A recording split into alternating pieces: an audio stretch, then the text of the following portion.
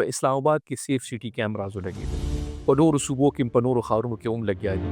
په پېښور کې هم ما اورېدلي دي چې اوس پای کار روان دی، بجټ ورله منظور شوی دی په دې باندې. آیا دا به هم پکې یو ډېر ښه کردار ادا کړي؟ ځکه مطلب دا د مجرم شناخت کې ډېر اساني شي په پولیس په اف آی آر سیستم کې د دې به په دنیا کې ګوره جي په 2009 کې دا پروپوز شو د پېښور دپاره، د لاهور دپاره او د اسلام آباد دپاره.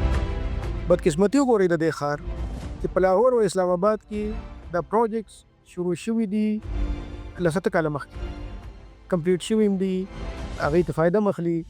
پېښور کې 14 کاله دا تاخیر ښکار شو.